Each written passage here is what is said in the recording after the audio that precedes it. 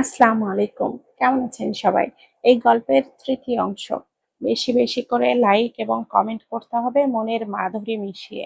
কি করবেন না বলুন? অবশ্যই কিন্তু করতে হবে। শুরু করছি। সত্যি আপা, উনি আমাকে একটুও ছুঁয়ে দেখেননি। আলিজার লাজুক স্বরে বলা কথাগুলো শুনে শিউলি খিলখিল করে হেসে উঠল। শিউলির এমন হাসি দেখে আলিজা আহাম্মকের মতো তার দিকে তাকিয়ে রইল। সে কিছুতেই বুঝে উঠতে পারছে না শিউলি আপা হঠাৎ এত হাসছেন কেন। মনে মনে হাজারো প্রশ্ন ঘুরপাক খেতে লাগলো। অবশেষে দ্বিধা ভরা কণ্ঠে সে জিজ্ঞেস করলো, আপা, আপনি হাসছেন কেন? আলিজার প্রশ্ন শুনে শিউলি অনেক কষ্টে নিজের হাসি সামলে নিল। তারপর মুচকি হেসে বলল, আরে বোকা মেয়ে, আমি তো তোমার সঙ্গে মজা করছিলাম। আর তুমি কিনা কথাগুলো একদম সিরিয়াসলি নিয়ে ফেলেছো। শিউলি কাজের মেয়ে হলেও ভীষণ স্মার্ট। যুগের সঙ্গে তাল মিলিয়ে চলতে ভালোবাসে। তাই কথায় কথায় দুই একটা ইংরেজি শব্দ বলে অন্য কাজের মেয়েদের মতো অযথা চটপটর করে না। আলিজার গাল তখনও লজ্জায় লাল। উজ্জ্বল শ্যামলা মুখ জুড়ে লালিমার আভা ছড়িয়ে আছে। আলিজার এমন লজ্জা পেয়ে থাকা দেখে শিউলি মৃদু হেসে বলল, চলো, বড় ম্যাম তোমাকে নিচে যেতে বলেছেন। নিচে যাওয়ার কথা শুনে আলিজা একটু ইতস্তত করলো। নিচে না জানি কত মানুষ থাকবে। সবাই হয়তো তার দিকেই কৌতূহলী দৃষ্টিতে তাকিয়ে থাকবে। আলিজা জাহান ভীষণ চাপা স্বভাবের মেয়ে। বেশি মানুষের সঙ্গে সতেজ কথা বলতে পারে না। অনেক লোকের সামনে গেলেই তার অস্বস্তি লাগে। বুকের ভেতরটা কেমন সংকুচিত হয়ে আসে। এইসব ভাবতে ভাবতেই শিউলির পেছনে পেছনে নিচে নামার জন্য পা বাড়ালো। ডাইনিং টেবিলে শেখ পরিবারের দুই কর্তা কবির সাহেব আর সুলেমান সাহেব কাজের সূত্রে দেশের বাহিরে প্রায় এক সপ্তাহ ধরে আছেন। সাদমান আর আরহানকে ছাড়া প্রায় সবাই উপস্থিত। নীলাদ্র আর রাইহান অফিসের পোশাকে ডাইনিং চেয়ারে বসে আছে। ঠিক তখনই ইমা রাইহানের জন্য এক কাপ কফি এনে টেবিলে রাখলো। আর কাজল একের পর এক নাস্তার পদ এনে টেবিলে সাজাচ্ছে। কেউ এখনো খাওয়া আরম্ভ করেনি। সবাই সাদমান আর আরহানের জন্য অপেক্ষা করছে। ইমা সবার প্লেটে যত্ন করে নাস্তা তুলে দিচ্ছেন। আরমান এলোমেলো চুলে ডাইনিং টেবিলে বসে একের পর এক হাই তুলছে। তাকে দেখেই বোঝা যাচ্ছে ঘুমটা এখনো পুরোপুরি কাটেনি। নূর কলেজে যাওয়ার জন্য তৈরি হয়ে নাস্তা করতে বসেছে। পরনে বাঙ্গি কালারের জিন্স আর সাদা রঙের ঢিলে ঢালা টি শার্ট। পিঠ ছুঁয়ে থাকা ঢেউ খেলানো চুলগুলো সিঁথি কেটে পরিপাটি করে বান করা। নূরের পুরো লোকটাতেই আভিজাত্যের সঙ্গে আধুনিকতার এক চমৎকার মিশেলে ফুটে উঠেছে। আনাহিতা ফারহাদি বরাবরের মতোই মার্জিত ও রাজকীয় ব্যক্তিত্বের ডাইনিং টেবিলের নির্ধারিত আসনে বসে আছেন। পরনে হালকা প্যালেস্ট রঙের সিল্কের শাড়ি, গলায় সূক্ষ্ম স্বর্ণের নেকলেস আর হাতে মানানসই ব্রেসলেট। চুল পরিপাটি করে খোঁপা করা, মুখে কোনো কৃত্রিম প্রলেপ নেই। ঠোঁটে মৃদু হাসি আর শান্ত অথচ দৃঢ় দৃষ্টিতে তিনি পুরো ডাইনিং টেবিলের পরিবেশটা নীরবে পর্যবেক্ষণ করছেন। তার আভিজাত্যপূর্ণ উপস্থিতি যেন শেখ পরিবারের সম্মান ও সৌন্দর্যকে আরো কয়েক গুণ বাড়িয়ে দিয়েছে। ঠিক তখনই দোতলায় ওঠার দুই পাশের সিঁড়ি দিয়ে একসঙ্গে নেমে আসতে দেখা গেল। এক সিঁড়ি দিয়ে সাদমান ছেলের ছোট্ট হাত ধরে নিচে নামছে, আর অন্য সিঁড়ি দিয়ে শিউলি নেমে আসছে। তার ঠিক পেছনেই ধীর কদমে নামছে আলিজা জাহান। আলিজার হাঁটার তালে তালে তার অস্বস্তি যেন স্পষ্ট ফুটে উঠছিল। মেয়েটা মনে মনে ভাবছে সবাই বুঝি তার দিকেই তাকিয়ে আছে, কিন্তু বাস্তবতা ছিল সম্পূর্ণ ভিন্ন। ডাইনিং টেবিলে উপস্থিত সবার দৃষ্টি তখন বাপ ছেলের দিকেই নিবদ্ধ। সাদমান আর আরহানকে দেখে সবার চোখে মুখে মুগ্ধতা কাজ করছে। ছেলে 12 বছরে পা দিতে চলেছে, তবুও যেখানেই যায় সাদমান ছেলের ছোট্ট হাতটা নিজের বড় হাতের মুঠোয় আগলে রাখে। আরমান বড় ভাইজানের হাতে ভাতিজাকে দেখে কটমট করে পিপির দিকে তাকালো। তারপর আনাহিতা ফারিহাদের দিকে তাকিয়ে মজার ছলে বলল, আম্মি, এই ছেলে তো আমার সব অধিকার খর্ব করে নিচ্ছে। প্রথমে আপনাকে, আর এখন আমার বড় ভাইজানকেও পুরোপুরি নিজের দখলে নিয়ে নিয়েছে। তাদের খুনসুটির মাঝে শিউলি আর আলিজা নিচে নেমে এলো। এত মানুষের সামনে আসতেই আলিজার বুকটা ধুকপুক ধুকপুক করে উঠল। লজ্জা আর অজানা ভয়ে তার হাত পা যেন ঠান্ডা হয়ে আসছিল। শিউলি আনাহিতা ফারহাদের দিকে তাকিয়ে বলল, বড় মা, এই যে নিয়ে এসেছি। শিউলির কথা শুনে আনাহিতা ফারহাদের সঙ্গে ডাইনিং টেবিলে উপস্থিত সবার দৃষ্টি একসঙ্গে গিয়ে পড়ল আলিজার ওপর। সবার দৃষ্টি একসঙ্গে নিজের ওপরে পড়তেই আলিজার বুকের ভেতরে ধুকপুকানি যেন আরো বেড়ে গেল। লজ্জায় মাথাটা আরো নিচু হয়ে এলো। দুই হাতের আঙ্গুল একসঙ্গে জড়িয়ে দাঁড়িয়ে রইল সে। মনে হচ্ছিল এই মুহূর্তেই যেন মাটির সঙ্গে মিশে যেতে পারলে বাঁচত। আলিজাকে একবার মাথা থেকে পা পর্যন্ত শান্ত দৃষ্টিতে দেখে আনাহিতা ফারহাদের মুখের অভিব্যক্তিতে কোনো পরিবর্তন এলো না। সবার দৃষ্টি আলিজার উপরে হলেও মেজর সাহেবের দৃষ্টি ছিল খাবারের প্লেটে, যেন কিছুই জানেন না এভাবে এমন ভাবে নিজের নীরবে খাবার খাচ্ছিলেন। ইমা আলিজাকে ওপর থেকে নিচ পর্যন্ত পর্যবেক্ষণ করে মুখ বাঁকালো। এই মেয়ে তো তার হাঁটুর বয়সী, আবার এত ফর্সাও নয়। ইমা মনে মনে ভাবলো, তবে দেখতে খারাপ নয়। রাইহা, নূর আর আরমান কিছুক্ষণ আলিজার দিকে তাকিয়ে, তারপর সাদ্দামের দিকে তাকিয়ে মিটিমিটি করে হাসতে লাগলো। তারা ভাবছে, বড় ভাইজানের তবে এই বাচ্চা মেয়ের সঙ্গেই বিয়ে হলো। আরমান তো মুখ ফসকে বলেই দিল, কি দিন আসলো ভাইজান, তোমার শেষমেশ এমন কচি মেয়ের সঙ্গেই বিয়ে হলো। এখন এই মুখ সবাইকে কিভাবে দেখাবে? আরমানের রসিকতার সুরে বলা কথা শুনে ইমা, রাইহান আর নূর ঠোঁট টিপে হাসলো। রাইসা অবশ্য মুখ শক্ত করে নিজের খাবার খেতে লাগলো। সাদমান একবার ছেলে আরহানের দিকে তাকালো।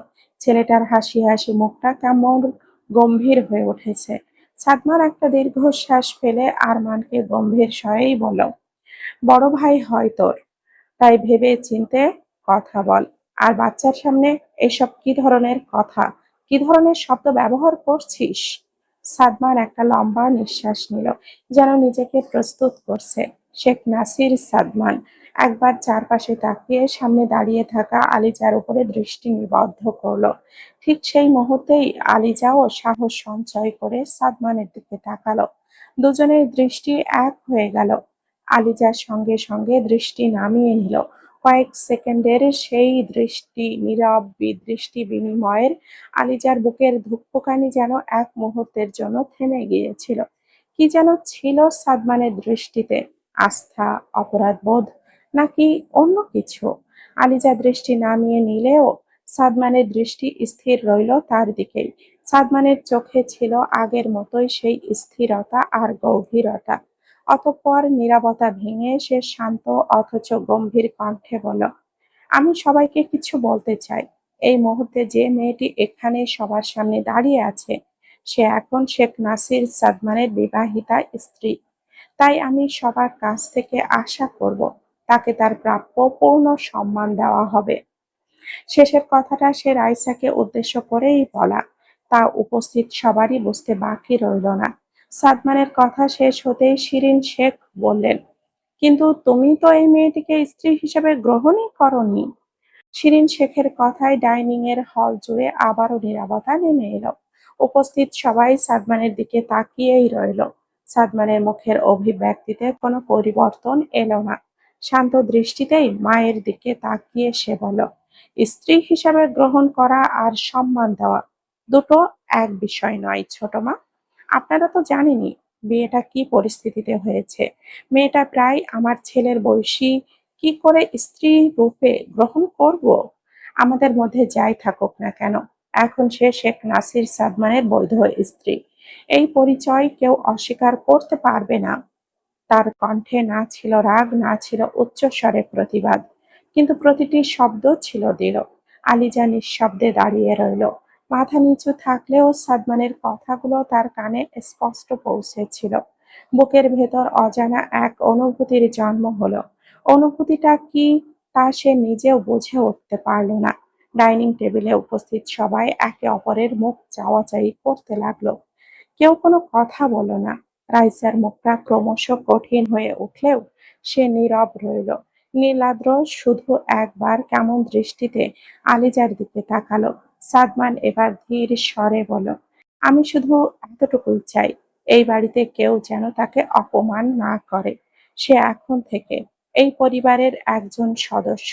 আলিজা জাহান এখানে যতদিন থাকবে ততদিন তাকে আমার স্ত্রী হিসাবে যে সম্মানটা প্রাপ্য সেটুকু সবাই দিবে। সবাই নীরবে সাদমানের কথাগুলো শুনলো, কিন্তু কেউ কোনো মন্তব্য করলো না। সাদমানের কথা শেষ হতেই আনাহিতা ফারহাদি দৃঢ় কণ্ঠে সবাইকে উদ্দেশ্য করে বললেন, আমার ছেলে যা বলেছে তাই হবে। সবাই নাস্তা শুরু করো। এই বিষয় নিয়ে আর কোনো কথা নয়। এরপর তিনি আলিজার দিকে তাকিয়ে বলেন, তোমার নাম যেন কি মেয়ে? হ্যাঁ, মনে পড়েছে, আলিজা জাহান। এসো, ওই চেয়ারটাই বসো। শাশুড়ির কথা শুনে আলিজা ধীরে চোখ তুলে তার দিকে একবার তাকালো। তারপর চারপাশে দৃষ্টি বুলিয়ে ডাইনিং টেবিলের দিকে তাকালো। টেবিলে 3টি চেয়ার খালি।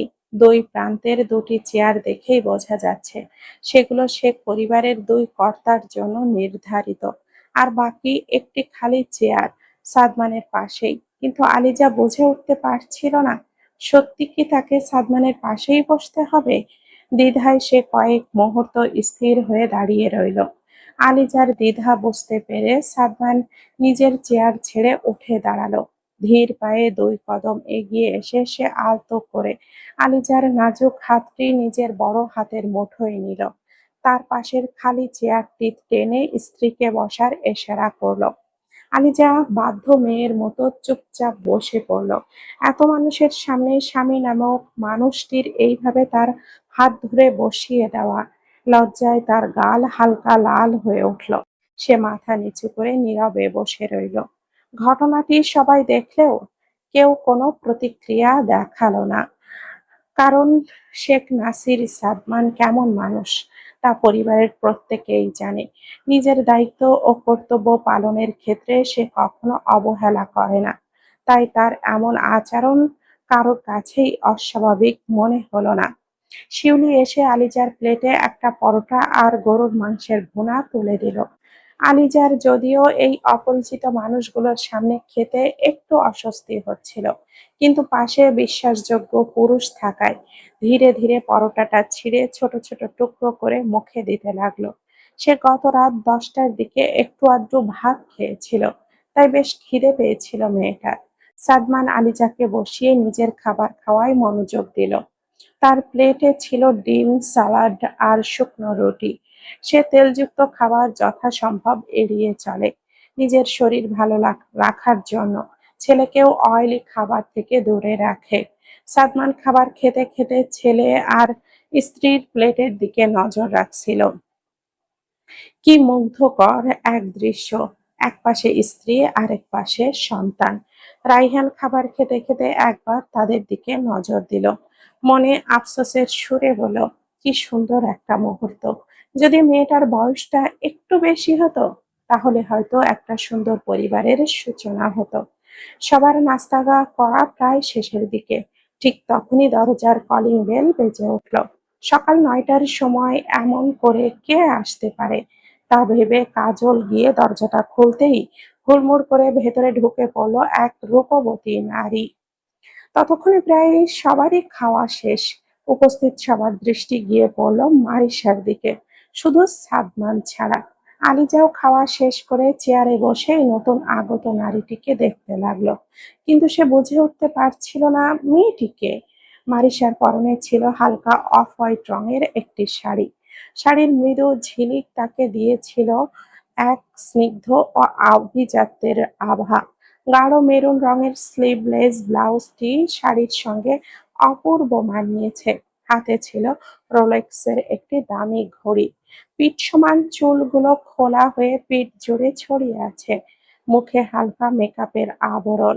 এক হাতে একটি ব্র্যান্ডেড ভ্যানিটি ব্যাগ আর অন্য হাতে ডাক্তারের অ্যাপ্রন। দেখেই বোঝা যাচ্ছে সে হাসপাতালের উদ্দেশ্যে বের হওয়ার জন্য পুরোপুরি প্রস্তুত হয়ে এসেছে। মারিসাকে এই সময় এখানে দেখে সবাই ড্রয়িং এরিয়ায় চলে এলো। সাদমান হাত ধুয়ে এসে মারিশার সামনে গিয়ে দাঁড়ালো। মারিশা সোফায় বসে আছে, তার চোখ মুখ কেমন শক্ত হয়ে আছে। ততক্ষণে আলিজাও হাত ধুয়ে ডাইনিং টেবিলের কাছেই দাঁড়িয়ে আছে। মেয়েটা বুঝতে পারছে না কি করবে। এখনই কি রুমে চলে যাবে? কিন্তু এই সুন্দরী মেয়েটাকে তা জানারও ভীষণ ইচ্ছে করছে তার। আনাহিতা ফারহাদি সোফার এক প্রান্তে বসতেই মারিশা সৌজন্যের খাতিরে শাশুড়িকে সালাম দিল। আসসালামু আলাইকুম আম্মি, কেমন আছেন? আনাহিতা ফারহাদি সালামের উত্তর দিয়ে বলেন, ওয়ালাইকুম আসসালাম, ভালো আছি। তবে তুমি এই সময় এখানে কি করছো? এখন তো তোমার হাসপাতালে থাকার কথা। আনাহিতা ফারহাদের কণ্ঠ শুনে মারিশার কণ্ঠ শক্ত হয়ে উঠল। কেন? আমি কি এখানে আসতে পারি না? আপনার ছেলে যে কাল রাতে কচি দেখে মেয়ে বিয়ে করে এনেছে, তা জেনে না এসে কি করে পারতাম? মারিশার এমন কথা শুনে আনাহিতা ফারহাদি নিজের চোখ মুখ শক্ত করে নিলেন। একসময় এই মেয়েটিকে নিজে পছন্দ করে ছেলের বউ করে নিয়ে এসেছিলেন, কিন্তু আজ আফসোস চাই, মেয়েটা কেমন পরিবর্তন হয়ে গেল। তিনি কিছু বলতে নিচ্ছিলেন, কিন্তু সাদমান মাকে থামিয়ে দিয়ে পুরুষালী গম্ভীর স্বরে বলল, আমি, আপনি রুমে যান, আমি আছি এখানে। আনাহিতা ফারহাদি বুঝতে পারলেন ছেলে নিজেই বিষয়টিকে সামলাতে চায়, তাই তিনি কিছু না বলে নিজের রুমের দিকে পা বাড়ালেন। এখন হল এরিয়ায় শুধু নূর, রাইহান, ইমা, আরমান আর নীলাদ্র আছে। শিরিন শেখ আর রাইসা অনেক আগেই নিজের রুমে চলে গিয়েছে।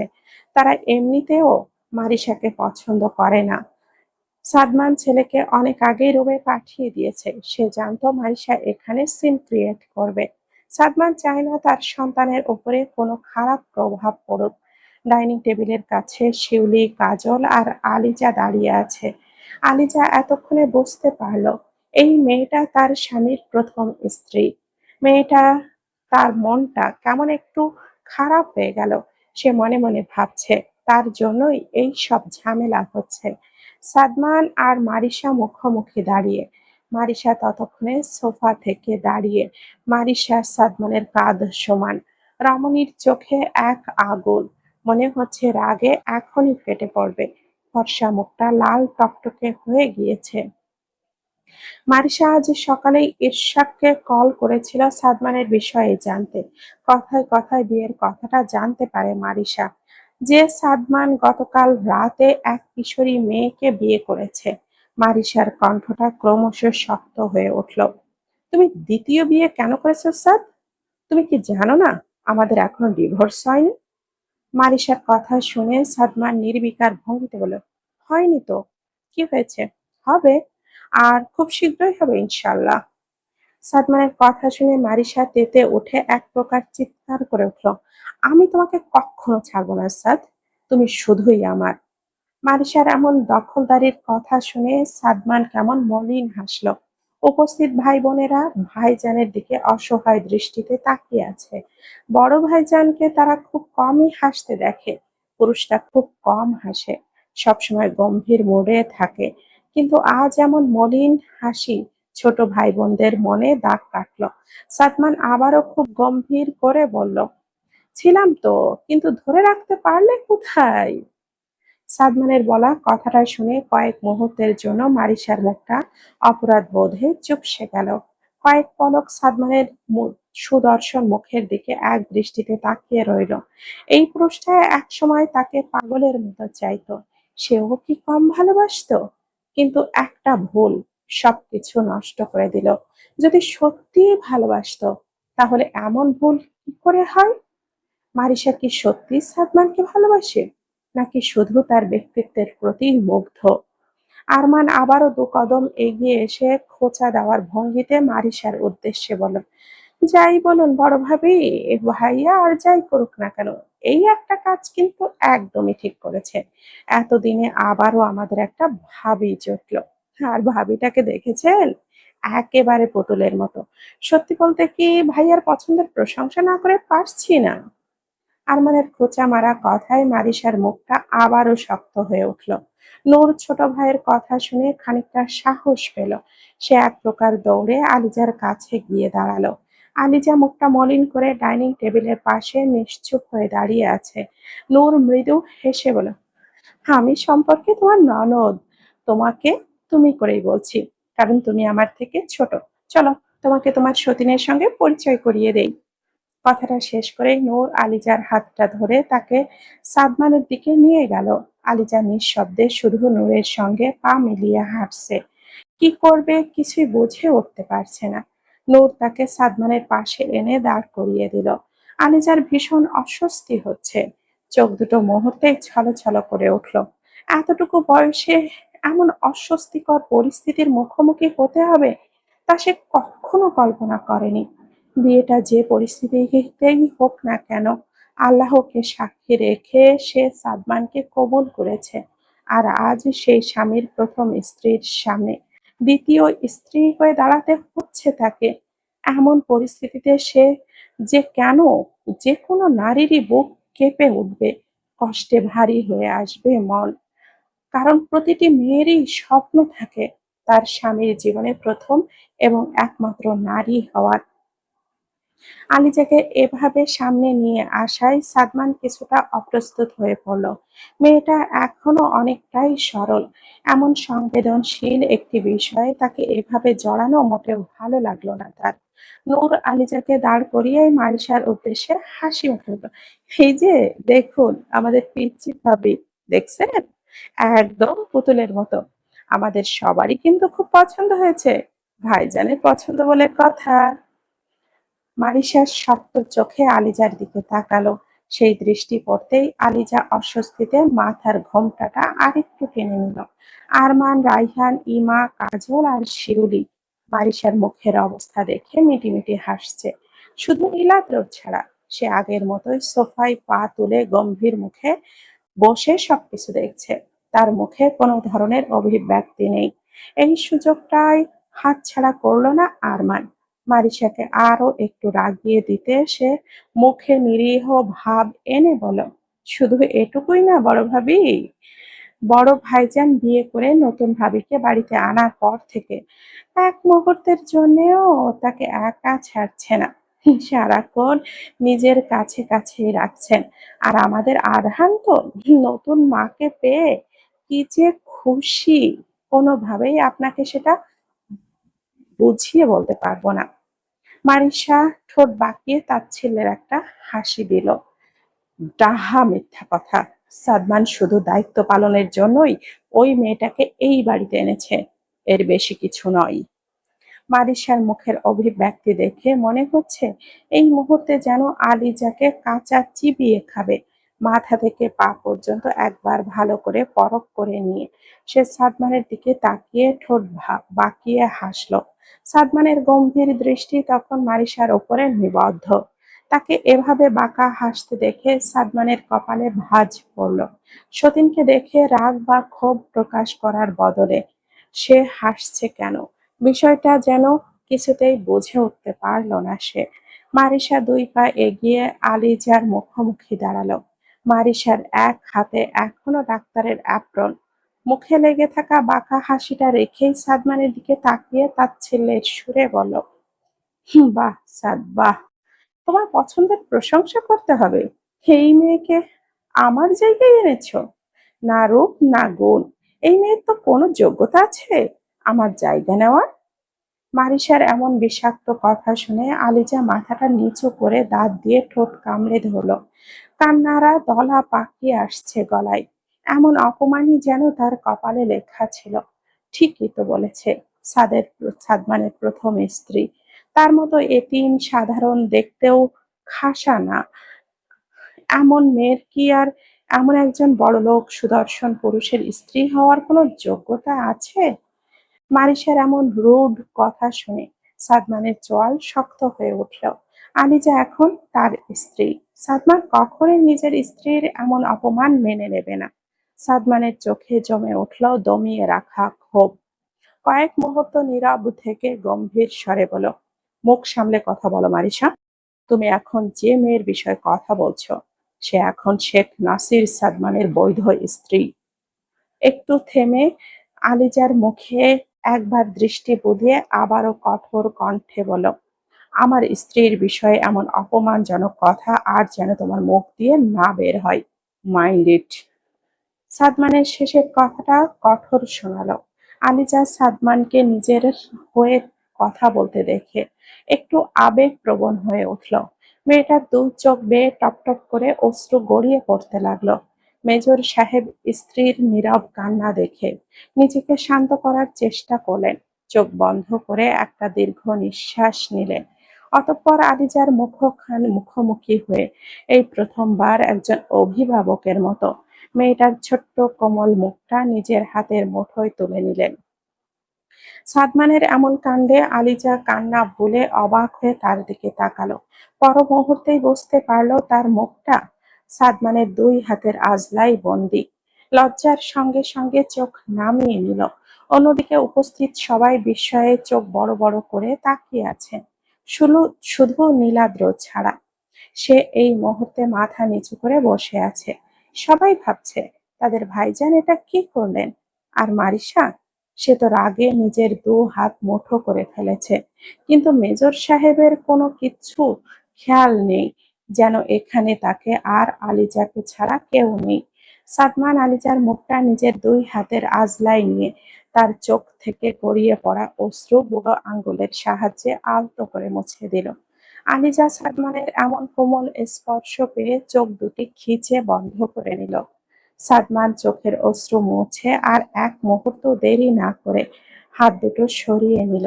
তারপর কণ্ঠটা ক্রমশ নরম করে আলিজাকে বলল, কাঁদছো কেন? যেদিন আমার কথায় কষ্ট পাবে সেদিন না হয় কেঁদে বুক ভাসিও। আমি কিচ্ছু বলবো না, কিন্তু অন্য কারোর তুচ্ছ কথাই নিজের চোখের পানি নষ্ট করবে না। এইসব তুচ্ছ বিষয় নিয়ে কান্না করার কোনো দরকার নেই। একটু থেমে আবারও বলো, তোমার চোখে যদি অশ্রু আসে তাহলে তো আমি আমার দায়িত্ব কর্তব্য রক্ষায় নিজেকে সফল করতে পারবো না। সাদমানের কথা শুনে আলিজা কিছু বলল না, তবে ধীরে ধীরে তার চোখের অশ্রু কমে আসতে লাগলো। সাদমানের আলিজার প্রতি একটা যত্নশীল দেখে মারিসা আবারও চিবিয়ে চিবিয়ে কিছু নোংরা কথা বলল। একবারও ভাবলো না মেয়েটা মাত্রই 17 বছরের কিশোরী। বাহ সাদ, বাহ! বুড়ো বয়সে কচি বউ পেয়ে দেখি ভালোবাসা উথলে পড়ছে। সাদমান নিজেকে শান্ত রাখার চেষ্টা করছে। ড্রয়িং রুমটা সম্পূর্ণ শীতল। মারিসা আবারও বলল, কণ্ঠটা একদম নিচু কিন্তু কটু স্বর, এই মেয়ে বুঝি আমার থেকে বেশি সুখ দেয়? কচি বউয়ের সঙ্গে বেশি মজা পাও? এইবার সাদমান নিজেকে আর শান্ত রাখতে পারল না। মারিসার নিচু স্বরে বলা নোংরা কথাগুলো শুধু সাদমানই শুনতে পেল, কারণ কথাগুলো এতটাই আস্তে বলা হয়েছিল যে আশেপাশে আর কেউ শুনতে পায়নি। কিন্তু কথাগুলো শুনেও সাদমান রাগ দেখালো না, চিৎকারও করলো না, শুধু শান্ত চোখে মারিসার দিকে তাকিয়ে রইল। তার মুখ শান্ত, তবে চোয়াল শক্ত হয়ে আছে। তারপর ধীরে ধীরে এক কদম এগিয়ে মারিসার সামনে দাঁড়ালো। সামান্য ঝুঁকে এলো, তবে দুজনের মধ্যে যথেষ্ট দূরত্ব বজায় রেখে, যাতে তার কথাগুলো শুধু মারিসাই শুনতে পায়। আলিজার কানে যেন একটি শব্দও না যায়। সাদমান বাঁকা হেসে শান্ত কণ্ঠে বলল, হ্যাঁ, অনেক মজা পাই। এতটা আর কেউ কোনোদিন আমাকে দিতে পারেনি যতটা সে দিয়েছে। জানো, এখন ওকে ছাড়া থাকতেই মন চায় না। সাদমানের কথাগুলো শুনে মারিসার মুখের রং মুহূর্তেই বদলে গেল। চোখে মুখে স্পষ্ট অপমান আর অবিশ্বাসের ছাপ ফুটে উঠল। সে কিছুক্ষণ নির্বাক হয়ে সাদমানের দিকে তাকিয়ে রইল, কিন্তু সাদমান আর এক মুহূর্ত এখানে দাঁড়াতে চায় না। সে ঘুরে হাতটা ধরল। আলিজা তখনও কিছুই বুঝে উঠতে পারেনি। সে শুধু দুজনকে কথা বলতে দেখছে, কিন্তু কি কথা হয়েছে তার কিছুই শোনেনি। সাদমান আলিজার সামনে এসে শান্ত গলায় বলল, চলো। আলিজা একবার মারিসার দিকে তাকালো। সাদমান তাকে এক প্রকার টেনে নিয়েই যাচ্ছে। মানুষটাকে আটকানোর মতো ক্ষমতা তার নেই। এত বড় মানুষটার সামনে নিজেকে খুব ছোট মনে হচ্ছে, তাই চুপচাপ সাদমানের সঙ্গে পা মিলিয়ে হাঁটছে। এত মানুষের সামনে কিছু বলার সাহসও তারও হচ্ছে না। সাদমান আলিজাকে নিয়ে চলে যেতে দেখে মারিসা আর স্থির থাকতে পারল না, তাড়াতাড়ি করে তাদের পেছনে পেছনে এগিয়ে গেল। ততক্ষণে সাদমান আলিজাকে নিয়ে সিঁড়ির কাছে পৌঁছে গেছে। হঠাৎই মারিসা এগিয়ে এসে সাদমানের হাতটা শক্ত করে ধরে টান দিল, যেন কোনোভাবেই তাকে আলিজাকে নিয়ে যেতে দেবে না। হাতের টানে সাদমান থেমে গেল, পেছনে ফিরে মারিসার দিকে তাকালো। উপস্থিত সবাই একদম চুপ, কারোর মুখে কোনো কথা নেই। সবাই শুধু নিঃশব্দে তাদের তিনজনের দিকে তাকিয়ে আছে। মারিসা সাদমানের এক হাত শক্ত করে ধরেই রাগী গলায় বলল, এই মেয়েটাকে কোথায় নিয়ে যাচ্ছ ছাদ? আলিজা শুধু দুজনের দিকে তাকিয়ে আছে। কি করবে কি বলবে কিছুই বুঝে উঠতে পারছে না। এত মানুষের সামনে সে একদমই চুপ হয়ে আছে। সাদমান স্বাভাবিক গলায় বলল, বউকে বেডরুমে কেন নিয়ে যাই সেটা তো তোমার জানার কথা, তাহলে আবার জিজ্ঞেস করছো কেন? সাদমানের উত্তর শুনে মারিসা হাতের চাপ আরো বাড়িয়ে দিল। দাঁতে দাঁত চেপে বলল, না, জানি না। তাই তোমার মুখ থেকে শুনতে চাই, ওই আনস্মার্ট মেয়েকে কেন নিয়ে যাচ্ছ? আনসার মি সাদ। একই প্রশ্ন বারবার শুনে সাদমান বিরক্ত হলেও তা মুখে প্রকাশ করলো না, বরং শান্তভাবেই বলল, আচ্ছা, শুনতে চাও যখন, তাহলে শোনো। সে আলিজার হাতটা ছেড়ে মারিসাকে দুই এক পা পাশে নিয়ে গেল, যাতে করে তাদের কথা অন্য কেউ না শুনতে পায়। তারপর একদম শান্ত গলায় বলল, যখন আমরা স্বামী স্ত্রী ছিলাম তখন তোমাকে নিয়ে বেডরুমে গিয়ে কি করতাম সেটা নিশ্চয়ই ভুলে যাওনি। আজ আমার স্ত্রীকে নিয়ে নিজের ঘরে যাচ্ছি, বাকিটা নিশ্চয়ই তোমাকে বুঝিয়ে বলতে হবে না। কথাগুলো বলেই সালমান আবারও আলিজার হাত নিজের হাতের মুঠোয় নিল। তারপর আর একবারও পেছনে না তাকিয়ে নিজের বেডরুমের দিকে হাঁটতে শুরু করলো।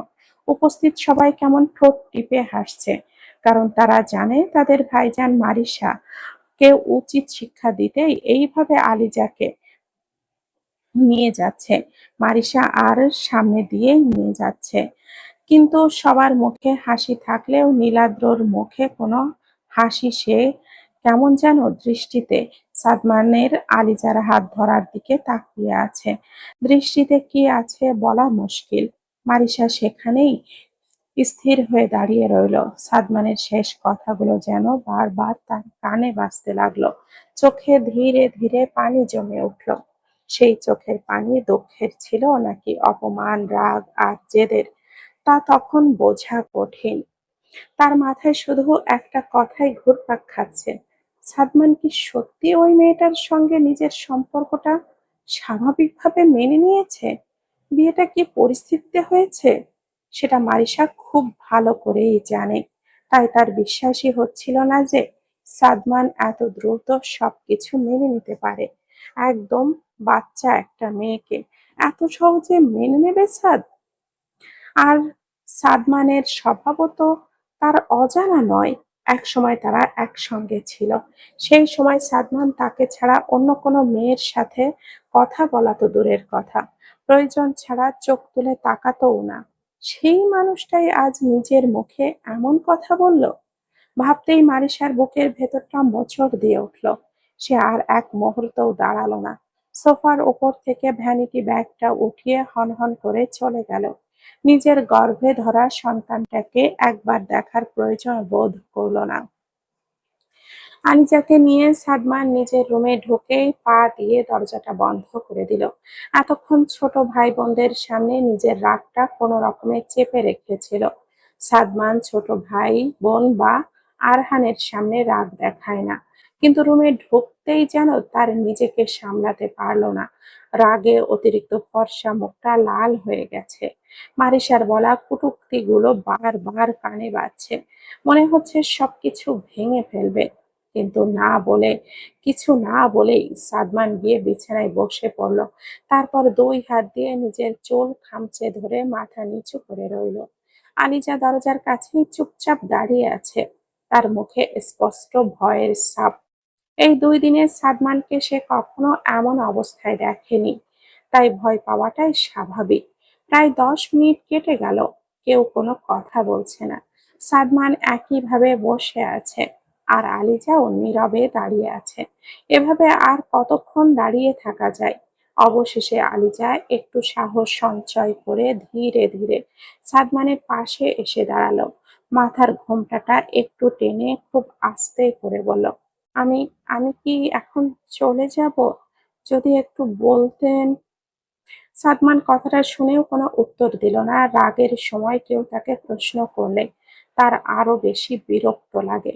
আলিজা ভাবল হয়তো তিনি তার কথা শুনতে পাননি, তাই একটু ইতস্ত করে আবার বলল, আমাকে এখানে কেন এনেছেন? এবার সাদমান ধীরে ধীরে মাথা তুলে তার দিকে তাকালো, বিরক্তি চেপে শান্ত গলায় বলল, কেন এনেছি? তুমি আমার স্ত্রী। স্ত্রীকে নিজের রুমে কেন আনা হয় সেটা কি আলাদা করে বলতে হবে? সাদমানের এমন সোজাসাপটা কথায় আলিজার বুকটা ধক করে উঠল। লজ্জায় তার মুখটা লাল হয়ে গেল। সে তড়িঘড়ি করে চোখ নিচু করে নিল। কি বলবে কিছুই বুঝে উঠতে পারল না। তবে পর মুহূর্তেই সহজ সরল মেয়েটার মুখটাকে ফসকে বেরিয়ে এলো, কেন? আলিজার প্রশ্নে স্পষ্ট ভয়ের ছাপ ছিল। সাদমান তার ভয় মাখা কণ্ঠ শুনে বিছানা থেকে উঠে দাঁড়ালো। সাদমান আবারও বিরক্ত হলো। এখানে এত ভয় পাওয়ার কি আছে? সে তো শুধু মারিসাকে দেখানোর জন্যই মেয়েটাকে এখানে নিয়ে এসেছে, যাতে করে মারিসা বোঝে সে আলিজার সাথে সুখী আছে। সাদমান ধীরে ধীরে ২ কদম এগিয়ে আলিজার সামনে এসে দাঁড়ালো। তারপর সামান্য ঝুঁকে কণ্ঠটা নিচু করে শান্ত স্বরে বলল, আদর করবো তাই? সেই দিনের পর কেটে গেল ২ দিন। আজ শুক্রবার, সকাল ৮টা বাজতে চলল। তাই শেখ পরিবারের প্রায় সবাই নিজ নিজ ঘরেই রয়েছে। কারোর তাড়া নেই বাহিরে যাওয়ার। রান্নাঘরে কাজল শিউলি নাস্তা বানাতে ব্যস্ত। আনাহিতা ফারহাদি নিচে নেমে রান্নাঘরে এলেন। একটু পর হয়তো শিরিন শেখও আসবেন। এসেই বললেন, আজ নাশতায় কি বানানো হবে? আজ শুক্রবার হওয়ায় সবাই বাসায়, তাই অন্য দিনের তুলনায় খাবারের পদ বেশি হবে।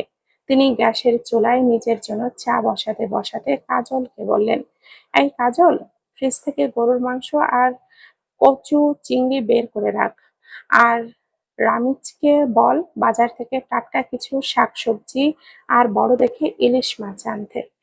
আজ দুপুরের সব রান্না আমিই করব। কাজল শিউলি বড় কর্ত্রীর কথা শুনে একটু অবাক হয়। তিনি সচরাচর রান্না করেন না। শিউলি কাজল রান্না করার সময় আনাহিতা ফারহাদি পাশেই থাকেন। মাঝে মাঝে এটা ওটা দেখিয়ে দেন, কখন কি দিতে হবে।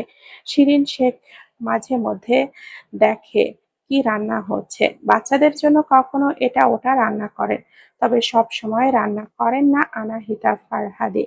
কাজল নিজের কৌতূহল ধরে রাখতে না পেরে জিজ্ঞেস করে, বড় মা, আজ কি কোনো অনুষ্ঠান আছে? না মানে, আপনি তো বিশেষ দিন বা যখন আপনার মন চায় তখন রান্না করেন। আনাহিতা ফারহাদি কাজলের কথা শুনে অমায়িক মুচকি হাসলেন। কাজল শিউলি সেই হাসি দেখে কি নির্মল হাসি! কেউ দেখলে বলবেই না এই ইরানি নারীর ৩৭ বছরের একটি ছেলে আছে, দেখতে এখনো ৪০-এর রমণীর মতো। বয়সী বা কত হয়েছে? ৫৪? কম বয়সে বিয়ে হওয়ায় মাত্র ১৭ বছরে প্রথম সন্তানের মা হন।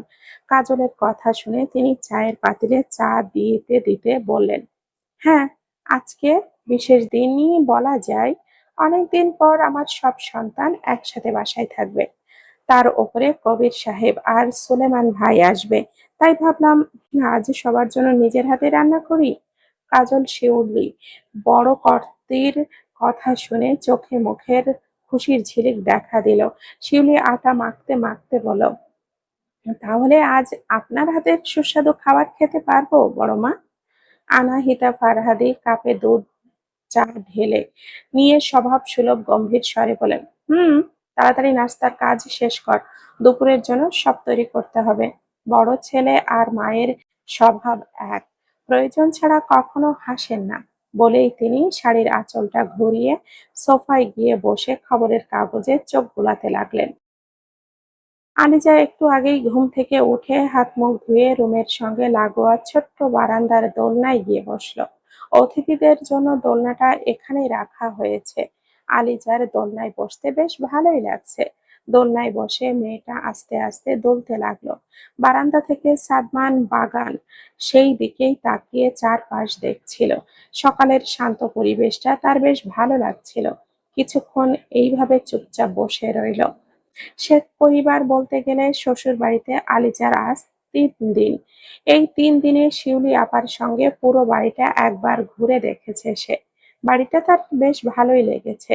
২ তলা বিশাল ডুপ্লেক্স বাড়িটা দেখলেই আভিজাত্যের ছাপ চোখে পড়ে। ছোটবেলা থেকেই আলিজা তার বাবাকে বলতো তাদেরও যেন একটা দালান বাড়ি হয়। কিন্তু একজন সাধারণ স্কুল শিক্ষকের পক্ষে মেয়ের সেই স্বপ্ন পূরণ করা সম্ভব ছিল না। হয়তো সেই কারণেই আল্লাহ তার ভাগ্য অপ্রত্যাশিতভাবে জুড়ে দিয়েছেন এই গম্ভীর মানবের সঙ্গে। দালান বাড়ির স্বপ্নটা পূরণ হয়েছে ঠিকই, ভরা একটা সংসার আর পাওয়া হলো না। আলিজা দোলনায় বসে এইসব ভাবছিল। হঠাৎ তার মস্তিষ্কে ২ দিন আগের ঘটনাটা হানা দিল। যেদিন সাদমান তাকে নিজের বেডরুমে নিয়ে গিয়েছিল, সেই কথা মনে হতেই লজ্জা এসে মেয়েটাকে চারিদিক থেকে ঘিরে ধরল। না চাইলেও তার মন বারবার ফিরে যেতে লাগলো সেই দিনের স্মৃতিতে। সাদমানের মুখে এমন সরাসরি কথা শুনে মেয়েটা বেশ লজ্জা পেয়েছিল। তবে খানিক পর আলিজাকে বুঝতে পারল তার বোকামির প্রশ্নে বিরক্ত হয়েই সাদমান এমন উত্তর দিয়েছিল। যখন আলিজা সাদমানের কথাই জিজ্ঞেস করছিল কেন, মেজর সাহেবের মাথা গরম থাকায় এমন প্রশ্নে বিরক্ত হয়ে অবচেতন মস্তিষ্কে বলে ফেলে, আদর করবো তাই। আলিজা স্বামীর এহেন অধিকার মেশানো গম্ভীর কথায় সেখানেই জমে যায়। মেয়েটার ছোটখাটো শরীরটা কেমন অবশ হয়ে আসে। কথাটা মুখ থেকে বেরিয়ে যাওয়ার কয়েক মুহূর্ত পরই সাদমানের উপলব্ধি হলো সে ভুল জায়গায় ভুল কথাই বলে ফেলেছে। সাদমান বেশ বিব্রত বোধ করে, কিন্তু এখন আর কি করা। মেজর সাহেব একটা গভীর নিঃশ্বাস নিয়ে পুরুষালী ভরাট কণ্ঠটা ক্রমশ নরম করে বলেন, তুমি এত অবুঝ কেন? হুম?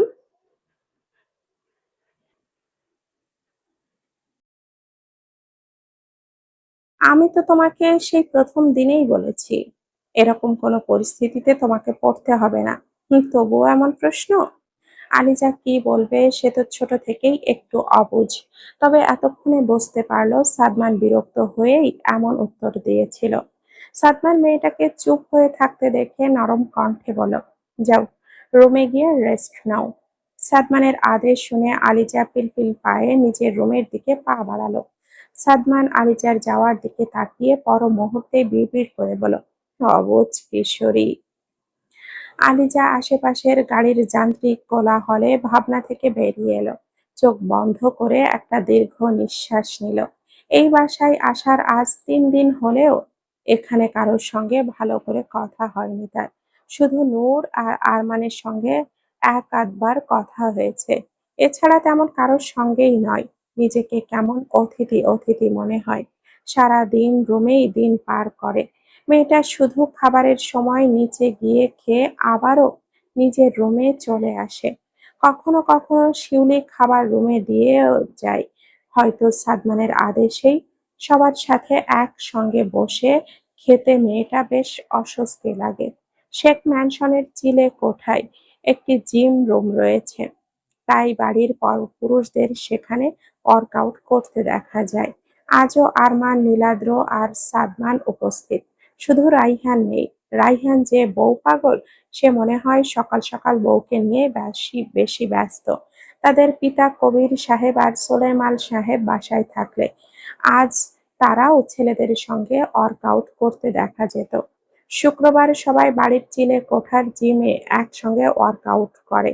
তবে অন্য দিন হলে তারা বাইরে থেকে ফিটনেস সেন্টার বা জিমে গিয়েই অনুশীলন করে। চিলে কোঠার জিম রুমটা বেশ ভালোই বড়। অনুশীলনের প্রায় সব ব্যায়ামের সরঞ্জাম আছে এক পাশে। নীলাদ্র ২ হাতে ভারী ডাম্বেল তুলে বাইসেপ কার্ল করছে। পরনে প্রায় ৩ জনের বাসায় পরা সাধারণ টি-শার্ট, আরামদায়ক ঢিলাঢালা trouser. Sadman lat pull down মেশিনে ব্যস্ত। প্রতিটি শারীরিক নড়াচড়ায় তার সুঠাম দেহটা যেন আরো আকর্ষণীয় হয়ে উঠেছে। আরমান ট্রেডমিলে ধীরে ধীরে হাঁটতে হাঁটতে বড় ভাইদেরকে জ্বালাচ্ছে। পরনে তার শুধু ট্রাউজার। ৩ জনেরই দেহের গঠন বেশ নজরকাড়া। এক নজর দেখলেই বোঝা যায় বছরের পর বছর নিয়মিত শরীর চর্চার ফল এটি। আরমান হাঁটার গতি আরো একটু কমিয়ে নীলাদ্রকে খোঁচা দিয়ে বলল, আচ্ছা নীল ভাই, তুমি কি বিয়ে করবে না বলে শপথ নিয়েছো? আর কত আমি তোমার জন্য আটকে থাকবো? তোমার জন্য তো আমি বুড়ো হয়ে যাচ্ছি। নীলাদ্র খোঁচাটা বুঝতে পেরে বলল, তো তুই বিয়েটা করে নে, আমাকে কেন বলছিস? আরমান এক হাতে কোমর রেখে বলল, কিভাবে করব? বড় ভাইকে রেখে কি ছোট ভাই বিয়ে করতে পারে? নীলাদ্র আর কোনো উত্তর দিল না। সে জানে আরমান তাকে জ্বালাতেই এই সব বলছে। নীলাদ্রকে চুপ থাকতে দেখে এবার আরমান বড় ভাইজানের পিছু নিল। ট্রেডমিলে হাঁটতে হাঁটতে রসিকতার সুরে বলল, নীল ভাই, আমাদের বড় ভাইজানকে দেখো, এই বয়সেই দুই দুইটা বিয়ে করে বসে আছে। আর তুমি কি না একটাও করতে পারলে না? ছি, তোমাকে ভাই বলতেই আমার প্রেস্টিজে লাগে। কথাটা বলেই সে দুঃখী দুঃখী মুখ বানিয়ে দাঁড়ালো। সাদমান চোখ রাঙিয়ে আরমানের দিকে তাকালো, অতঃপর গম্ভীর স্বরে বলল, তোমাদের মাঝে আমাকে কেন টানছিস? আরমান বড় ভাইজানের চোখ রাঙানি দেখে একেবারে পাত্তা না দিয়ে দুষ্টু হেসে বলল, তবে ভাইজান, নতুন তোমার পিচ্চি বউটা কি যে আদুরে! আগে যদি জানতাম এমন আদুরে একটা মেয়েকে তুমি বিয়ে করে আনবে, তাহলে তার আগেই আমি খুঁজেই বিয়ে করে নিয়ে আসতাম। নীলাদ্র এতক্ষণ আরমানের কথায় তেমন গুরুত্ব দিচ্ছিল না, কিন্তু শেষের কথাটা শুনে এক মুহূর্তের জন্য সাদমানের দিকে তাকালো। তার দৃষ্টিটা কেমন যেন অদ্ভুত হয়ে উঠল। ছোট ভাইয়ের কথা শুনে সাদমানের মুখটা খানিকটা কঠিন হয়ে গেল। যতই মেয়েটার সঙ্গে তার বয়সের ব্যবধান 20 বছর হোক না কেন, যতই তাদের মধ্যে প্রকৃত স্বামী স্ত্রীর সম্পর্ক এখনো গড়ে না উঠুক, তবুও মেয়েটা এখন তার কবুল করা স্ত্রী। স্বামী হয়ে পরপুরুষের 3 কবুল বলা স্ত্রীকে নিয়ে এমন রসিকতা তার মোটেও ভালো লাগলো না। আরমান বড় ভাইজানের রাগান্বিত চেহারা দেখে হো হো করে হেসে উঠল। এরপর আর এক মুহূর্ত সেখানে না দাঁড়িয়ে চিলে কোঠা থেকে দৌড়ে পালালো। সাদমান পাশে রাখা সাদা তোয়ালেটা তুলে নিয়ে ধীরে ধীরে শরীরের ঘাম মুছল। তারপর নীলাদ্রের দিকে তাকিয়ে স্বাভাবিক স্বরে বলল, আমি গেলাম, তুই আরো করবি? নীলাদ্র তখনও এক মনে প্রস্রাব দিয়ে চলছে, থামলো না, শুধু সংক্ষিপ্ত স্বরে উত্তর দিল, হুম।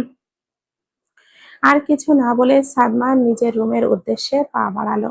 দুপুরের মধ্যভাগে আনাহিতা ফারহাদি রান্নায় ব্যস্ত। শিউলি আর কাজল বড় কর্তিকে এটা ওটা এগিয়ে দিয়ে সাহায্য করছে। শিরিন শেখও রান্নাঘরে এসে সাহায্য করতে চাইলে আনাহিতা ফারহাদি বললেন, আজ রান্নাটা আমি করব, তোমাকে আর কিছুই করতে হবে না শিরিন। তুমি বরং গোসল সেরে তৈরি হয়ে নাও, আজ সোলেমান ভাই আসছেন, মনে নেই? বয়স যতই হোক, স্বামীর সামনে সবসময় পরিপাটি হয়ে থাকাটাই ভালো।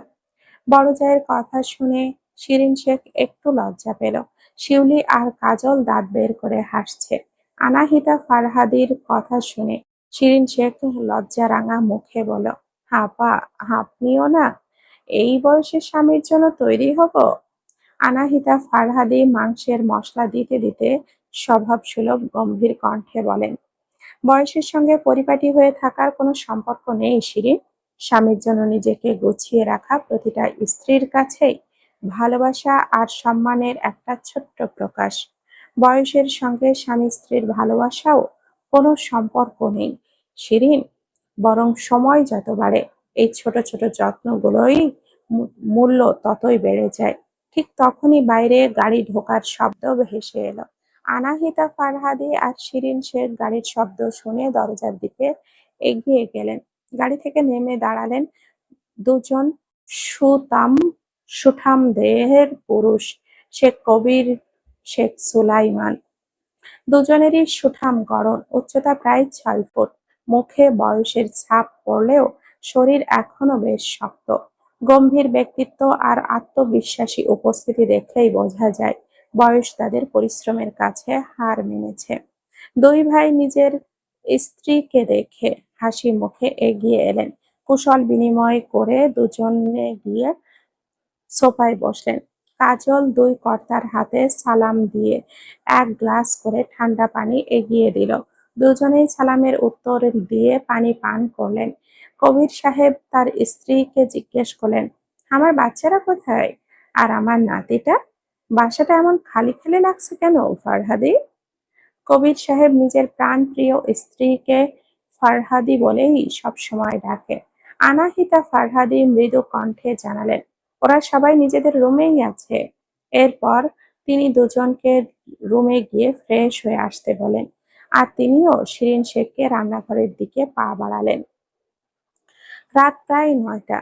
রাতের খাবার শেষ করে বাড়ির সবাই যে যার মতো নিজ নিজ ঘরে চলে গেছে। সারাদিনের কোলাহল থেমে শেখ ম্যানশন জুড়ে এখন নেমে এসেছে এক শান্ত নিরিবিলি পরিবেশ। আলিজার বিছানার এক কোণে চুপটি করে বসে আছে। এখানে আসার পর একবারও মার সাথে ফোনে কথা বলেনি। মার প্রতি তার ভীষণ অভিমান। কেন তাকে নিজের থেকে ২০ বছরের বড় একজন পুরুষের সঙ্গে বিয়ে দেওয়া হয়েছে? তার তো একটা সুন্দর সংসারের স্বপ্ন ছিল, যেখানে স্বামী তাকে অনেক ভালোবাসবে। কিন্তু তাকে তো তার স্বামী নিজের ঘরেই জায়গা দেয়নি। অবশেষে অফসে আলিজা চাই না ভালোবাসা ছাড়া সংসার। আলিজা আজ সারাদিন নিচে যায়নি। দুপুরে কাজল তাকে ডাকতে এলে সে দ্বিধা ভরা কণ্ঠে জানিয়েছিল, আমার খাবারটা যদি একটু কষ্ট করে রুমে দিয়ে যেতে। কাজল আর কিছু না বলে দুপুরের খাবারটা রুমে পৌঁছে দিয়েছিল। রাতের খাবারের সময় আলিজা দোটানায় পড়ে গেল। এখন কি করবে? নিচে গেলেই তো সাদমানের সঙ্গে দেখা হয়ে যাবে। দুদিন আগের ঘটনার কথা মনে পড়তেই তার ভীষণ লজ্জা লাগছিল। তার উপরে আজ শ্বশুর আর চাচা শ্বশুরও এসেছেন। তাদের সামনেও যেতে কেমন সংকোচ বোধ হচ্ছিল তার। সাদমান এখন ছেলের ঘরে বিছানায় পাশাপাশি বসে আরহানকে অঙ্ক বুঝিয়ে দিচ্ছে। আগামীকাল ছেলেটার অঙ্ক পরীক্ষা। ১ মাসের ছুটির প্রতিটি মুহূর্ত ছেলের জন্যই রাখতে চায় সে। তাই যত্ন নিয়ে একের পর এক অঙ্ক বুঝিয়ে দিচ্ছে। আর মাঝে মধ্যে আরহান ঠিকমতো বুঝছে কিনা সেটাও খেয়াল করছে। আরহান যতই বড় হচ্ছে ততই যেন বাবার মতো গম্ভীর হয়ে উঠছে। এক পর্যায়ে সাদমান বলল, বুঝেছো আব্বু সবগুলো অঙ্ক? আরহান হাসি মুখে বলল, হ্যাঁ পাপা, সবগুলোই বুঝেছি। তুমি বুঝিয়ে দিলে আমি সব খুব তাড়াতাড়ি বুঝে যাই।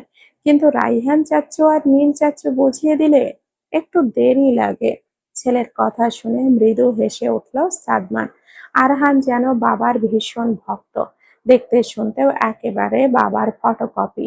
নাক, চোখ, মুখ সবকিছুতেই যেন বাবার ছাপ স্পষ্ট। সাদমান বিছানা থেকে উঠে দাঁড়ালো। আরহানকে হাত মুখ ধুয়ে আসতে দেখে ওয়াশরুমে পাঠিয়ে তার বই খাতাগুলো গুছিয়ে পড়ার টেবিলে রাখলো। তারপর বিছানাটাই ও শোয়ার জন্য পরিপাটি করে দিল। ঠিক তখনই দরজায় টোকা পড়ল। দরজা খুলতেই সামনে নূরকে দাঁড়িয়ে থাকতে দেখলো সাদমান। সেই ইশারায় জিজ্ঞেস করলো, কি হয়েছে? নূর বলল, ভাইজান, বড় বাবা আপনাকে ওনার রুমে যেতে বলেছেন। সঙ্গে নতুন ভাবিকেও নিয়ে যেতে বলেছেন।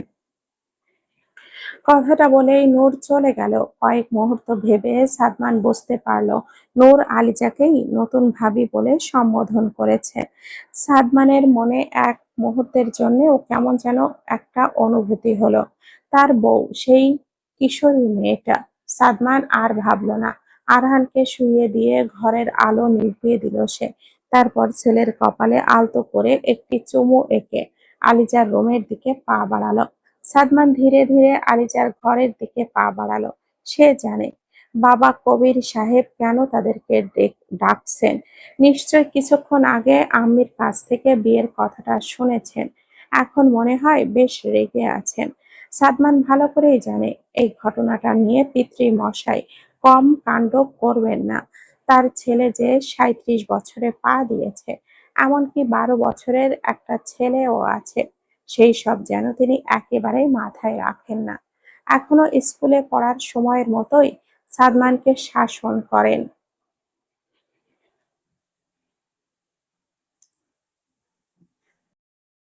তবে আরমান বাবার কাছে সবচেয়ে বেশি বকা খায়। সাদমান ভাবতে ভাবতে গেস্ট রুমের সামনে এসে দাঁড়ালো। দরজায় টোকা দিতে গিয়েও কেমন যেন ইতস্ত বোধ হলো তার। সেই দিনের ঘটনার পর থেকে ইচ্ছে করে মেয়েটার সামনে পড়েনি সে। মাথা থেকে সব চিন্তা ভাবনা ঝেড়ে ফেলে শেষমেশ দরজায় দুবার টোকা দিল। কিছুক্ষণ অপেক্ষা করেও ভেতর থেকে কোনো সাড়া পাওয়া গেল না। তাই আবারও টোকা দেওয়ার জন্য হাত বাড়াতেই ক্যাচ করে দরজাটা খুলে গেল। সাদমান সামনেই তাকিয়েছিল। দরজা খুলতেই আলিজার চোখ পড়ল তার উপর। সাদমানকে দেখে সে খানিকটা বিস্মিত হয়ে গেল। এই সময় সাদমান আসবে তা সে একদমই আশা করেনি। ভেবেছিল হয়তো কাজল কিংবা শিউলি এসেছে। প্রায়ই রাতের দিকে ওরা এসে কিছুক্ষণ গল্প করে যায়। মেয়েটা পরেক্ষণেই নিজেকে সামলে নিল। সে জানে পুরুষটা নিশ্চয়ই কিছু বলতেই এসেছে। আর এত ভাববারই বাকি আছে। সাদমান তো তার স্বামী। স্বামীর জায়গা থেকে ইচ্ছে হলে যখন তখন কাছে আসতেই পারে। এতে তো কোনো দোষ বা পাপ নেই। তাছাড়া সাদমান নিজেই বলেছিল কখনো স্বামীর অধিকার নিয়ে তার সামনে দাঁড়াবে না। আলিজা দরজা থেকে সরে ভেতরে আসার জায়গা দিল। সাদমান বিনা বাক্যে ঘরে প্রবেশ করলো। আলিজা দাঁড়িয়ে অপেক্ষা করতে লাগলো সাদমানের কথা শোনার জন্য। মেজর সাহেব ট্রাউজারের দুই পকেটে হাত গুজে শটান হয়ে দাঁড়ালেন। হঠাৎই তার দৃষ্টি গিয়ে থামলো আলিজার পরনের পোশাকে। সাদমানের পুরো কুঁচকে এলো। মনে মনে ভাবলো এই মেয়েটা কি পরেছে। আলিজার পরনে ছিল মামাবাড়ি থেকে নিয়ে আসা হালকা ক্রিম সাদা রঙের অনেক ঢিলেঢালা একটি কুর্তি। কুর্তিটা হাঁটুর ওপর পর্যন্ত ছোট আর উরুর সমান। নিচে একই রঙের ঢিলেঢালা প্লাজো আর কাঁধে রাখা ওড়নাটা। সাদমান এমন বাচ্চাদের মতো সাজ দেখে কিছুই বলল না। সাদমানের কাছে বড় বড় সামরিক মিশনও কখনো এত কঠিন মনে হয়নি। সেই দিনের পর থেকে কেমন আশুতি হয়, অস্বস্তি হয় সাদমানের।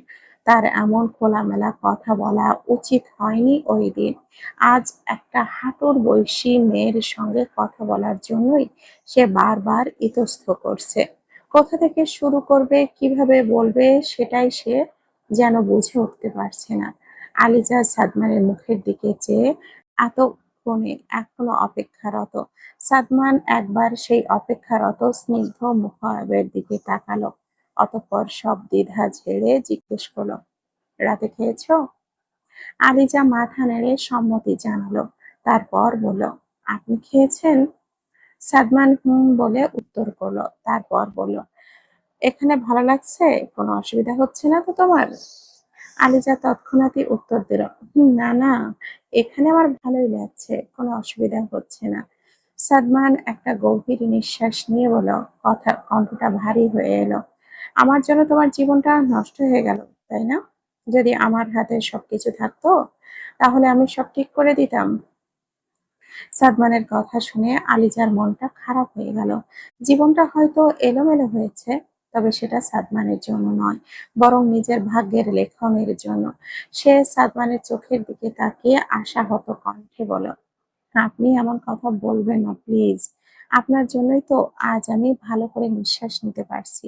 না হলে হয়তো আজ আমার একটা আশ্রয়ও থাকতো না। আপনার জন্য একটা ক্ষণিকের আশ্রয় পেয়েছি। এটাই অনেক আমার জন্য। মেয়েটার কথা শুনে সাদমানের ভেতরটা অপরাধ বোধটা একটু কমলো। সে বলল, আচ্ছা, এসব কথা এখন থাক, তোমাকে যা বলতে এসেছিলাম তা বলি। শোনো, বাবা তোমার সঙ্গে দেখা করতে চান, তাই আমার সঙ্গে চলো। সাদমানের কথা শুনে এতক্ষণ ধরে জোগাড় করে রাখা আলিজার সাহসটা মুহূর্তেই যেন শেষ হয়ে গেল। সে কিছুটা অপ্রস্তুত হয়ে সাদমানের দিকে তাকিয়ে রইল। সাদমান বুঝতে পারলো আলিজা দ্বিধায় পড়ে গেছে, কিন্তু তারও তো কিছু করার নেই। পিতামশায়ের আদেশ তাকে মানতেই হবে। সে নিজের ভারী পুরুষালী কণ্ঠটা যথাসম্ভব নরম করে বলল, ভয় পেও না। আমি শুধু তোমাকে দেখতে চান। সে শুধু তোমাকে দেখতে চান। চলো, আমার সঙ্গে চলো, ভয়ের কিছুই নেই। আমি তো আছিই। একটু থেমে আবার বলো, আর যাওয়ার আগে মাথায় ঘোমটাটা টেনে নাও। শেষ কথাটা সাদমান আদেশের সুরেই বলল। আলিজা স্বামীর কথা শুনে একটু ভরসা পেল। ওড়নাটা মাথায় ভালো করে টেনে সাদমান পিছু নিল। আর সাদমান বাবা মায়ের ঘরের দরজায় কড়া নাড়তেই কিছুক্ষণ পর আনাহিতা ফারহাদি দরজা খুলে দিয়ে ভেতরে আসতে বলেন। আবার তিনি গিয়ে বিছানার কিনারায় বসলেন। সাদমান লক্ষ্য করল জননীর মুখটা কেন যেন গম্ভীর, আর কবির সাহেব আরামদায়ক কেদারায় চোখ বুজে বসে আছেন। হয়তো তাদের জন্যই অপেক্ষা করছিলেন। আলিজা স্বামীর পেছনে গুটিসুটি মেরে দাঁড়িয়ে আছে। মেয়েটার কেমন ভয় ভয় লাগছে। দুজন ধীর পায়ে ঘরের ভেতরে ঢোকে। সাদমান বাবাকে বলল, আসসালামু আলাইকুম বাবা, ডেকেছিলেন? বলে সে একটু সরে দাঁড়ালো। তারপর পেছনে দাঁড়িয়ে থাকা আলিজার চোখের ইশারায় সালাম দিতে বলল। আলিজার ইশারায় বুঝতে পেরে ধীর স্বরে বলল, আসসালামু আলাইকুম। কবির সাহেব এতক্ষণে চোখ খুলে তাকালেন দুজনের দিকে। তিনি গম্ভীর কণ্ঠেই দুজনের সালামের উত্তর দিলেন। অতঃপর দুজনকে পাশের সোফায় বসতে বলেন। এলিজা সোফার এক কোণায় গিয়ে বসল। মেয়েটার বসার ভঙ্গিতে স্পষ্ট সংকোচ। সাদমান একই সোফায় আলিজার থেকে একটু দূরত্ব বজায় রেখে বসল। আনাহিতা ফারহাদি বিছানায় বসে বড় ছেলে আর ছেলের স্ত্রীকে দেখছেন। চোখে চাহনি কেমন মায়া মায়া। কবির সাহেব কিছুক্ষণ সামনে বসা মেয়েটার মুখটা দেখলেন। দেখে যা বুঝলেন, আনাহিতা ফারহাদি ঠিকই বলেছিল। ছেলে তার থেকে 2 গুণ ছোট মেয়ে বিয়ে করে নিয়ে এসেছেন। কবির সাহেব কণ্ঠটা গম্ভীর রেখেই জিজ্ঞেস করলেন, নাম কি তোমার মেয়ে? ওর নাম আলিজা জাহান। সাদমান মেয়েটার সংকোচ বুঝতে পেরে নিজেই বলল। কবির সাহেব সাদমানের দিকে শান্ত দৃষ্টিতে তাকিয়ে শক্ত কণ্ঠে বলেন, তোমাকে জিজ্ঞেস করেছি? তুমি 2 দিনও হয়নি বিয়ে করেছো, এখন বিয়ের বইয়ের নেওয়াটা হয়ে গিয়েছো? বাবার কথা শুনে সাদমান বিরক্ত হলো। কথা কোথা থেকে টেনে কোথায় নিয়ে গেলেন তিনি। আলিজার শ্বশুরের কথায় বেশ লজ্জা পেল। মেয়েটা ঘোমটাটা আরেকটু টেনে জড়সড় হয়ে বসে রইল। কবির সাহেবের রাগ যেন বাড়তেই লাগলো। সবাই যদি জানতে পারে তার বড় ছেলে গ্রাম থেকে একটা কিশোরী মেয়েকে বিয়ে করে এনেছে, তাহলে তার মান সম্মান কোথায় থাকবে? তিনি আলিজার দিকে তাকিয়ে গম্ভীর কণ্ঠে বলেন, এই মেয়ে, মুখ তুলে দিয়ে মুখে তালা দিয়ে বসে আছো কেন? তোমাদের যখন বিয়ের কথা হচ্ছিল তখন না করতে পারোনি? নাকি বড়লোকের ঘর দেখে তোমার বাবা মা এক কথায় বিয়ে দিয়ে দিয়েছে? কবির সাহেবের কথা শুনে আলিজার চোখ দুটি ভিজে উঠল। শ্বশুর নামের মানুষটা তাকে আর তার পরিবারকে লোভী বলে অপমান করছে। মেয়েটা ওনার এক কোণা শক্ত করে মুঠোয় চেপে ধরল, কিন্তু প্রতিবাদ করার মতো কোনো কথাই খুঁজে পেল না। সত্যি বলতে মামা মামি সৎ বাবা তো বড় বড় কর্মপদস্থ অফিসার দেখেই বিয়ে দিয়েছে। আনাহিতা ফারহাদের স্বামীর কথায় মুখটা গম্ভীর করে নিলেন। তিনি কিছু বলতে যাচ্ছিলেন, ঠিক তখনই সাদমান শান্ত স্বরে বলে উঠল, বাবা প্লিজ, যা বলার আমাকে বলুন। ও ছোট মানুষ, ওকে এইসব ব্যাপারে টানবেন না। একটু থেমে আবারও বলল, বলতে গেলে আমার জন্যেও ওর লাইফটা এলোমেলো হয়েছে। ওকে এমন ভাবে কথা বলবেন না। এখন সে আমার স্ত্রী। আমি স্বামী হয়ে স্ত্রীর অপমান মেনে নিতে পারবো না। আমারও একটা দায়িত্ব আছে। ছেলের কথা শুনে কবির সাহেব অবাক হলেন। এই ছেলে 2 দিনেই একটা মেয়ের জন্য বাপের সঙ্গে এইভাবে কথা বলছে। কিন্তু পরেক্ষণেই ভাবলেন, ছেলে নিজের জায়গা থেকে ঠিকই আছে। কোনো স্বামী স্ত্রীর অপমান সহ্য করবে না। আনাহিতা ফারহাদি ছেলের কথা শুনে গম্ভীর মুখেও প্রশান্তি নেমে এলো। আলিজা এতক্ষণ অনুভূতিহীন হয়ে থাকলেও সাদমান তার হয়ে প্রতিবাদ করায় মনটা ভালো হালকা হলো। সাদমান বুকে হাত বেঁধে সামনের জানালার দিকে তাকিয়ে আছে। মুখটা বরাবরের ন্যায় গম্ভীর। কিছুক্ষণ নীরবতার পর কবির সাহেব আবারও সাদমানের উদ্দেশ্যে বলেন, কার পারমিশন নিয়ে তুমি এরকম একটা কাজ করলে নাসির? তুমি কি ভুলে গিয়েছো তোমার বাবা এখনো জীবিত? কবির সাহেবের কণ্ঠে ক্রমশ শক্ত হয়ে উঠল। সাদমান বাবার কথা শুনে একটা গভীর নিঃশ্বাস নিল। সে বাবা মাকে প্রচন্ড সম্মান করে, কখনো নিজের রাগ তাদের সামনে ব্যক্ত করে না। সাদমান বাবার দিকে তাকিয়ে কণ্ঠটা নরম করেই বলল, "আমি বুঝতে পারছি বাবা, আপনি কষ্ট পেয়েছেন আমার কাজ আমার করা কাজে। কিন্তু তখন সিচুয়েশন আমার হাতের বাহিরে ছিল।" বউ শাশুড়ি চুপটি করে নীরবে বাবা ছেলের কথোপকথন শুনছে। সাদমানের কথা শুনে কবির সাহেব চোয়াল শক্ত হয়ে উঠল। তিনি শক্ত কণ্ঠেই বলেন, "আচ্ছা মানলাম, তুমি সিচুয়েশন খারাপ ছিল। কিন্তু একটাবার আমাকে জানাতে পারতে, আমি দেখে নিতাম আমার ছেলের মর্জির বিরুদ্ধে কে তাকে বিয়ে করাতে বাধ্য করে।" শ্বশুর নামক মানুষটার কথা শুনে আলিজার মনে কষ্ট হলো। তার মতো অভাগীকে বিয়ে করাই মানুষটাকে বাবার কাছ থেকে এমন কথা শুনতে হচ্ছে। সাদমান বাবার প্রশ্নের জবাবে স্বাভাবিকভাবেই বলল, "আমি যদি না চাইতাম তাহলে আমাকে বাধ্য করার ক্ষমতা কারোরই ছিল না। বিয়েটা আমি নিজের ইচ্ছেতেই করেছি।" বলে সে সোফা থেকে উঠে দাঁড়ালো। আলিজার দেখা দেখি উঠে দাঁড়ালো। সাদমান একবার আলিজার ঘুম ঘুম ছোট মুখটার দিকে নজর বুলিয়ে বাবার উদ্দেশ্যে বলল, "অনেক রাত হয়েছে, আপনারা বিশ্রাম নিন, আমরা আসছি।" কবির সাহেব আরামদায়ক কেদারা থেকে উঠে সাদমানের সামনে এসে দাঁড়ালেন। দুজনের উচ্চতা প্রায় সমান। শেখ পরিবারের সকল পুরুষই লম্বা চওড়া গড়নের। যাও, কিন্তু আমার একটা কথা এখনো শেষ হয়নি, পরে কথা হবে। সাদমান মাথা নেড়ে সম্মতি জানিয়ে আলিজাকে নিয়ে রুম থেকে বেরিয়ে এলো। নিজের রুমে যাওয়ার আগে সাদমান আলিজাকে বলল, যাও, গিয়ে চুপচাপ ঘুমাও। এই ছোট মাথায় এত টেনশন নিতে হবে না, বুঝেছো? আলিজা হ্যাঁ বলে মাথা নাড়ালো। সাদমান আবারও বলল, আর শোনো, রাতে কেউ দরজায় নক করলে দরজা খুলবে না, ঠিক আছে? আলিজা সম্মতি জানালে সাদমান নিজের রুমের দিকে পা বাড়ালো। আসসালামু আলাইকুম। কেমন লাগছে গল্পটি? কমেন্টে কিন্তু জানাতে হবে। আর লাইক তো সাথে ফ্রি থাকবে। কি করবেন না? মনের মাধুরী মিশিয়ে কিন্তু কমেন্ট করবেন। প্রত্যেকটা কমেন্ট যেন একেবারে হৃদয় ছোঁয়া হয়। জানাবেন নিজের মনের অভিব্যক্তি। ভালো থাকবেন, সুস্থ থাকবেন। দোয়া রইল সকলের জন্য। আমার জন্য দোয়া করবেন কিন্তু। আল্লাহ হাফেজ।